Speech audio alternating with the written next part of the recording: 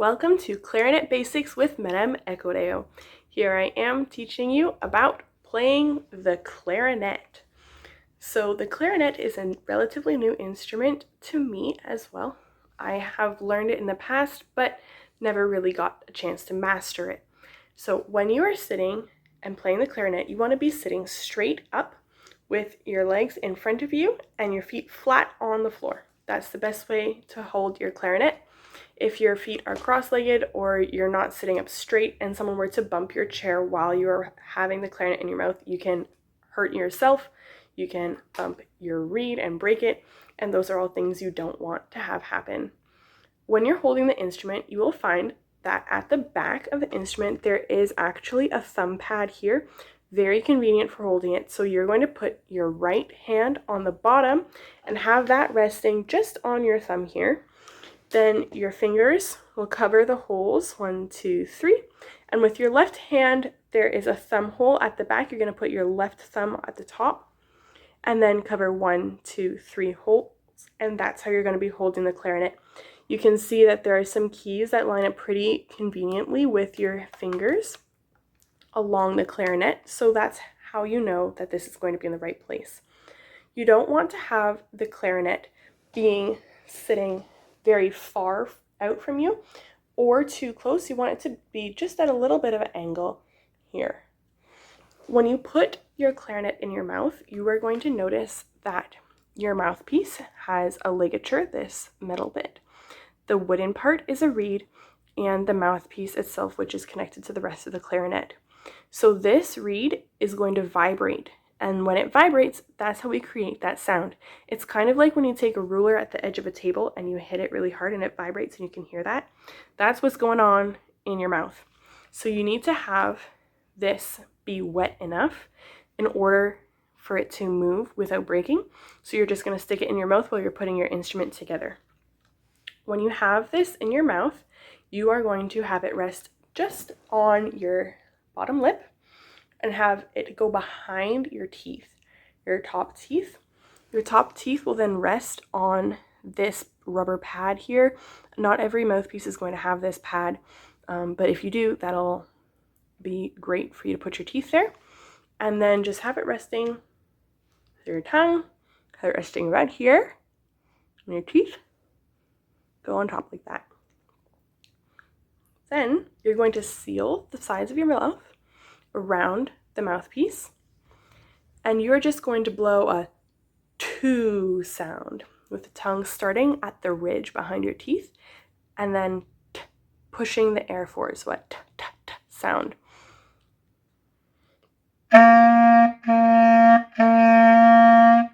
With your tongue touching just gently the top of the mouthpiece here.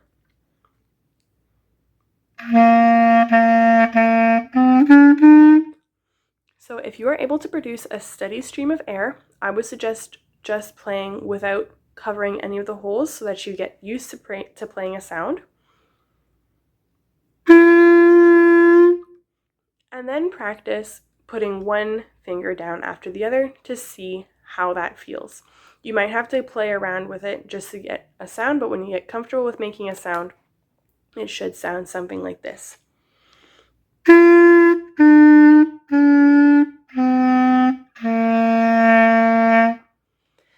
And that's how the clarinet produces a sound. Yeah.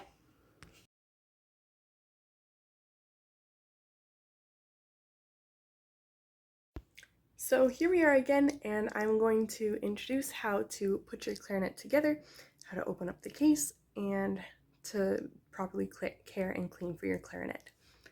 As you can see, here is our clarinet case. When you are opening it, you want to make sure that it is right side up. So when you see these little clippy things, they should be facing down. Otherwise, you're going to open up your clarinet upside down, and that's not going to be what you want.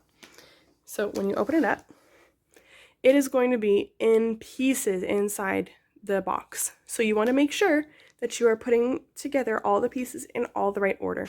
But it turns out it's not too complicated a process. So I've put you inside the case so I can show you how I'm putting this together. The first two pieces that you're going to start with are the ones that have the keys. So this one and this one. So you will know which one is the bottom part of your clarinet because it has the thumb pad. So you're going to hold this in your right hand if you're right-handed. And the other piece is going to have the octave key. Now you can see I'm holding this upside down. The writing is upside down. So just make sure you're holding it right side up. Now there's going to be a little piece here on the side that is going to line up with this bit on this side of the clarinet. So you will push down with the keys on the front so that it lifts up, and make sure that this part does not lift up either. And you are just going to gently push the two pieces together so that they line up just like that underneath. Then we're going to take the bell, and the bell is the part that looks like a bell, and it's going to go on the bottom, and you'll just push down gently. And then the barrel goes next with the flared bit going more towards the bottom. It's going to go on top. Then you'll take your mouthpiece out of the case. The mouthpiece, it might have a cover on it, so just take the cover off and take the ligature off, and you'll take the flat bit is going to face away, is going to face towards you, so away from the keys. So the flat part is going to face where the octave key is. I'm going to just put that in gently. Again, you might need a little bit of force if it's not going, but obviously don't shove it too hard. Then your ligature. So this is the ligature. The keys are always going to be facing towards you as well. And you'll notice how there is a smaller end and a wider end. The wider end is going to go towards the bottom. So you will put it on like this. And now there's only one bit missing, and that is the reed. As I mentioned earlier, you want to make sure that your reed is nice and wet, so just stick it in your mouth.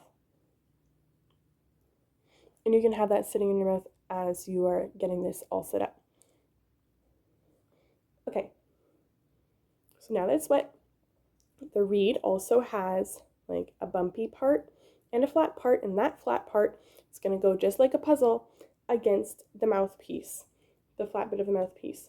So you're going to put this on, and you want to leave just a little tiny bit of black showing up at the top. And you'll carefully slide the ligature open over it without knocking the reed. And then you can tighten the screws, and I'll show you what this looks like in just a second. Here we go. But as you can see, there's just a little bit of black poking out over the top of the reed. But let's try it. And it works perfectly.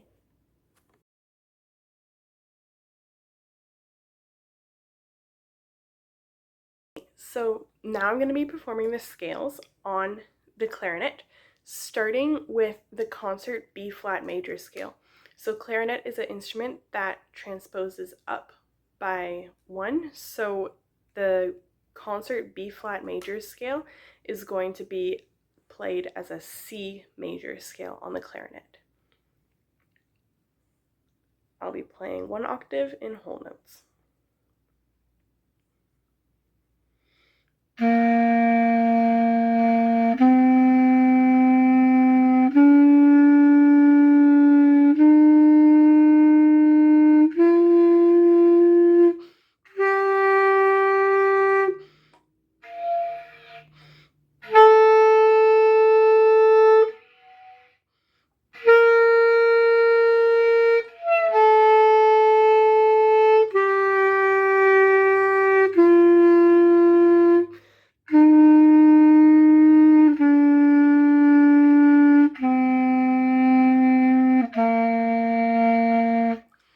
So I had a little bit of trouble on that, hitting my B and my C notes, but that's all right. I just needed a little bit more air. Next is the concert C major scale, which on the clarinet is a D major scale. So for this, I'm going to need to play F sharp and C sharp as I'm going along. So let's do that one now. Same thing, 1 octave, ascending and descending in whole notes for concert C major, or D major on the clarinet.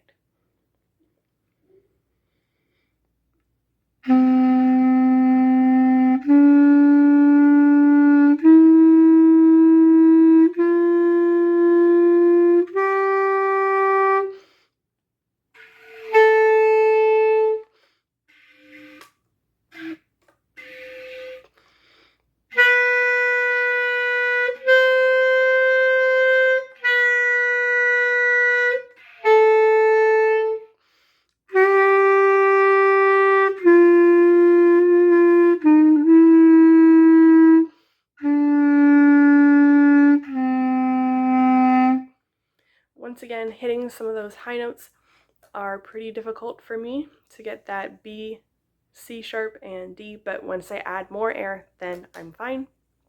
And then the concert F major scale, which on the clarinet is a G, so this major scale uses F sharp. So whole notes, ascending and descending 1 octave on the concert F major scale, G scale on the clarinet.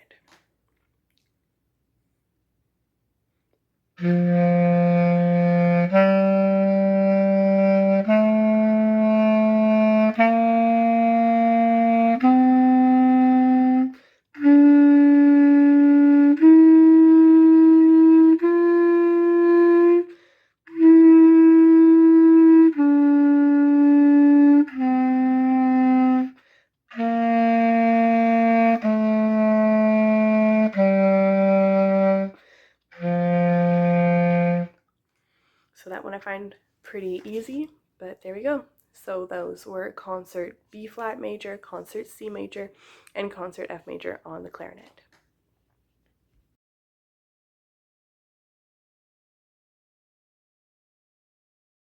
So this section is about the method book selection. So the method book that I've selected is the Standard of Excellence Comprehensive Band Method, book number 1. So it looks like this.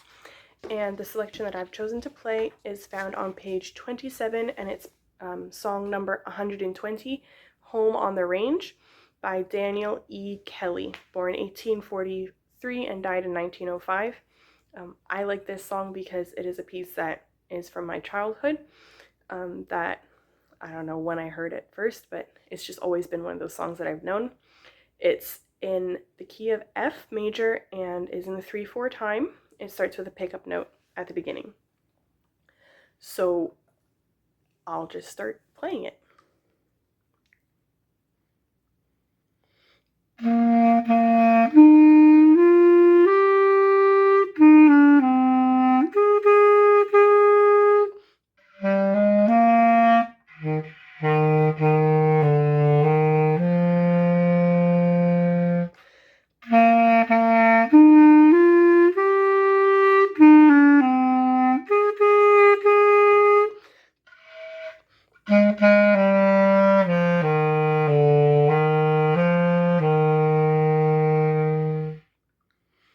So that's how the melody goes, and then I will be playing a variation of this Home on the Range by changing up mostly the melody and then a little bit of the rhythm as well.